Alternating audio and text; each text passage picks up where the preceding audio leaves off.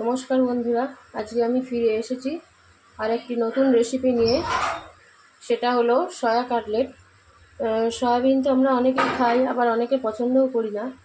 তা সেটাকে যদি এরকম কাটলেটের আকারে গড়ে নেওয়া যায় আর সেটা যদি দেখতে হয় এরকম লোভনীয়, তাহলে আশা করি আমাদের সকলেরই খুব ভালো লাগবে। আর কাউকে যদি এটা সয়া কাটলেট না বলে চিকেন কাটলেট বলেও দেওয়া যায়, তাহলেও সে বুঝতে পারবে না। এইভাবে লোভনীয়ভাবে একবার কাটলেটটা আমরা গড়ে নেব। কীভাবে হচ্ছে দেখার জন্যে চলুন রেসিপিটা শুরু করে দিই। সয়াবিনের কাটলেট বানাতে যে মেন উপকরণটা আমি নিয়েছি সেটা হলো সয়াবিন।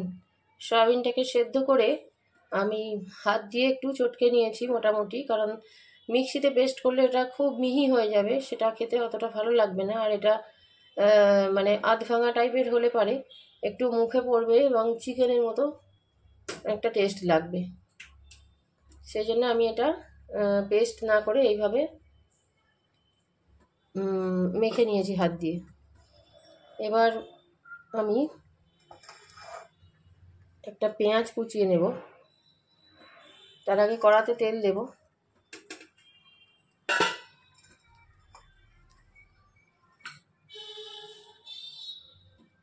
কড়াতে খানিকটা তেল দেব।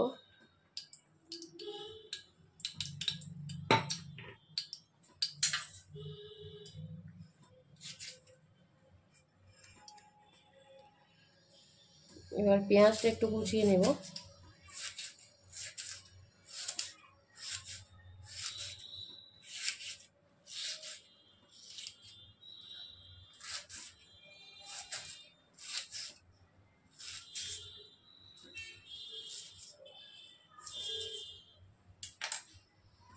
তেলটা গরম হয়ে এসছে।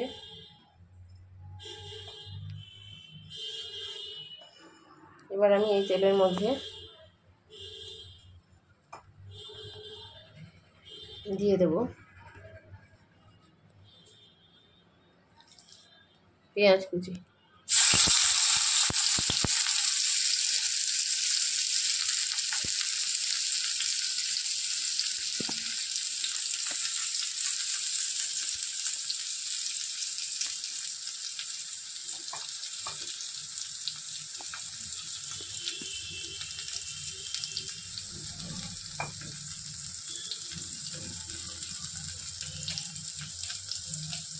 আর খানিকটা পেঁয়াজ দিয়ে দেবো।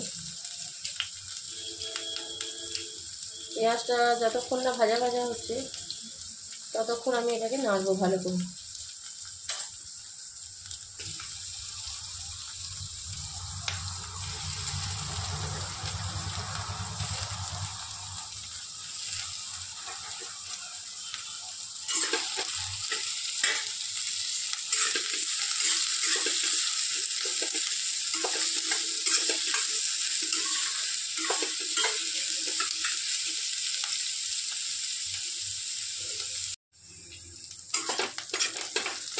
পেঁয়াজটা একটু ভাজা ভাজা হয়ে এসছে।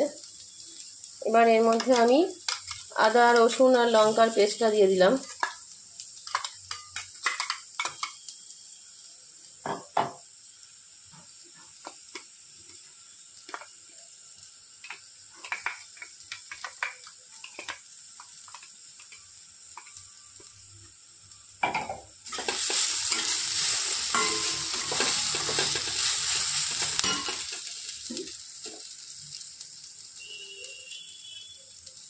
একটু লবণ দিলাম।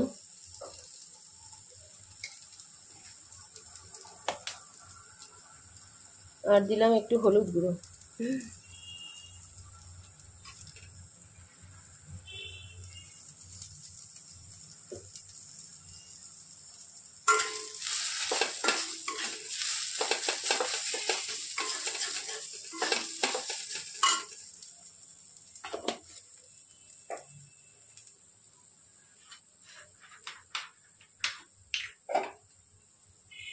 হলুদ গুঁড়ো দিয়ে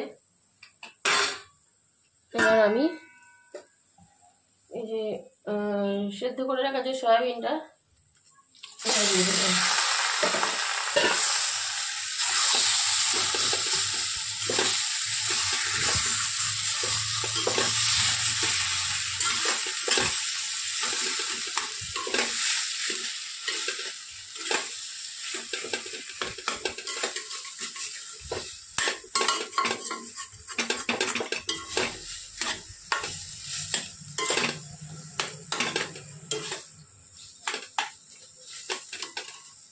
আর দিয়ে দেবো এর মধ্যে একটু বিরিয়ানি মশলা।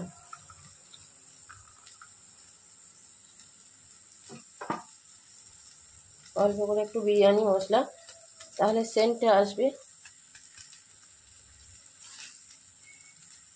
এবার দেবো একটু টমেটো সস।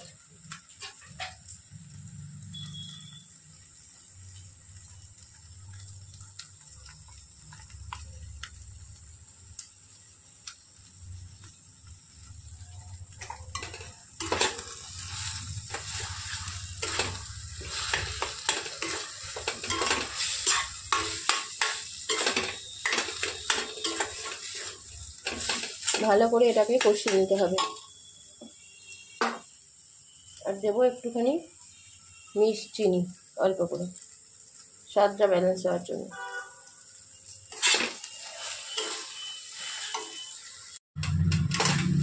মশলাটা সয়াবিনটা কষানো হয়ে গেছে অনেকটা। এবার আমি এর মধ্যে এটাকে একটুখানি পুরটাকে শক্ত করার জন্য দেব কর্নফ্লাওয়ার।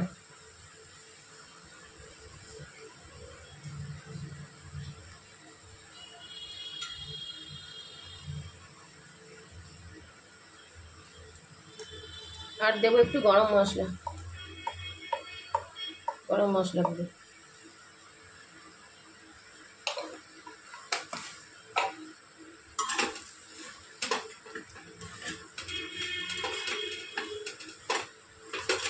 এবার কর্নফ্লাওয়ারটা দিয়ে ভালো করে মিশিয়ে নিয়ে এটাকে একটু ঠান্ডা করতে রেখে দেবো। ঠান্ডা হলে জিনিসটা আর একটু শক্ত হবে।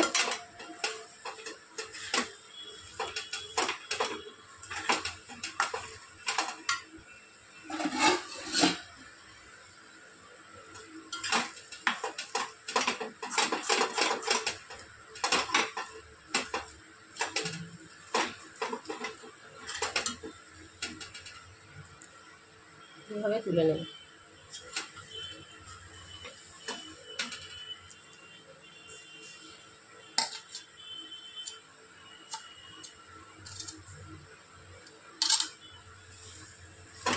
সম্পূর্ণটা এভাবে তুলে নেব।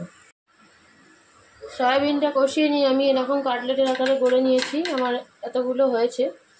এবার আমি এগুলোকে একটু কোটিং করে নেব। তার জন্যে কর্নফ্লাওয়ারটা গুলে নিয়েছি, আর এখানে আমি একটু বিস্কুটের গুঁড়ো নিয়েছি।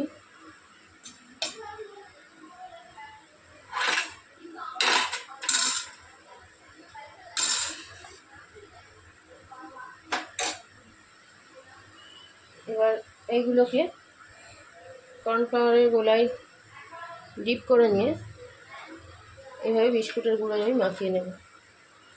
এগুলোকে ডবল কোট করব, তাহলে বেশি ক্রিস্পি হবে।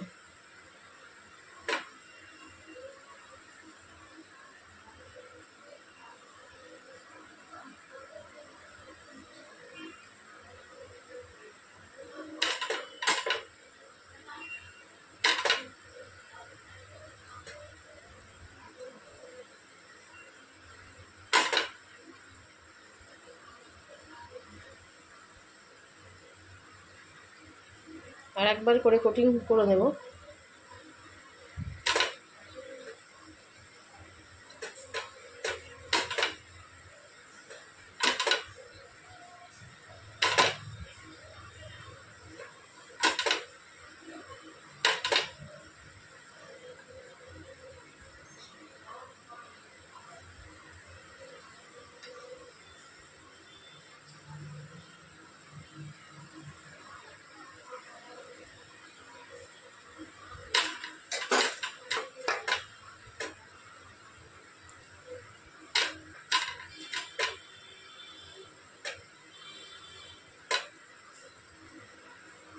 সাবধানে করে নিতে হবে। এইভাবে একটু চেপে চেপে কোটিং করে নেব। সবগুলো করে নিয়ে ফিরে আসছি। যে কাটলেটগুলো আমি করে নিয়েছি, এইভাবে আমি আপাতত 6টা কাটলেট করে নিয়েছি। এবার কাটলেটগুলো এক এক করে তেলে ছেড়ে দেব।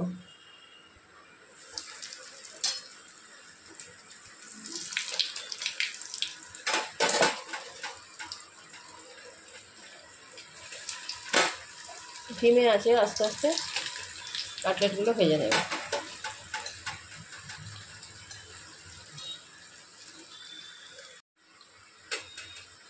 এবার ভাজা হয়ে গেল, আমি এবার কাটলেটগুলোকে তুলে নিচ্ছি।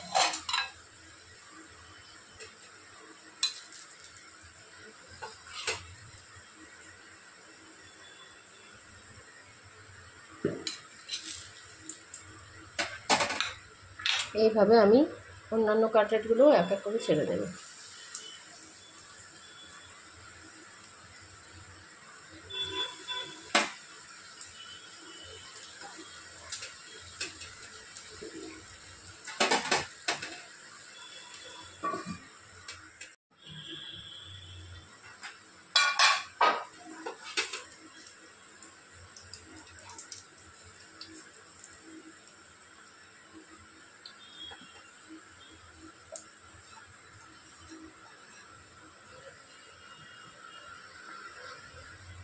এই দুটো ভাজা হয়ে গেল, আর দুটো বাকি আছে, এই দুটো দিলেই আমার ভাজা কমপ্লিট। আর এখানে একটা টিপস দিয়ে রাখি, যদি আপনারা ডবল ভাজেন, মানে একবার ভেজে নিয়ে রেখে দিলেন, তারপরে যখন পরিবেশন করার টাইমে আর একবার ভেজে নেন, তাহলে পরে জিনিসটা আরও বেশি ক্রিস্পি হবে।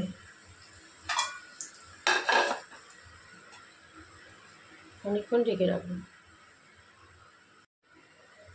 তাহলে আমাদের রেডি সয়া কাটলেট। এরকমভাবে শসা, পেঁয়াজ আর একটু যদি সস দিয়ে পরিবেশন করা যায় অপূর্ব খেতে লাগবে। না বললে এটা চিকেন কাটলেটের মতোই মনে হবে, কারণ সয়াবিনগুলোকে তো আমি একেবারেই পেস্ট করে নিইনি, একটু মুখে লাগবে, সেই হিসাবে না বললে অনেকেই চিকেন কাটলেট ভাববে এটা। এইভাবে একবার ট্রাই করে দেখবেন।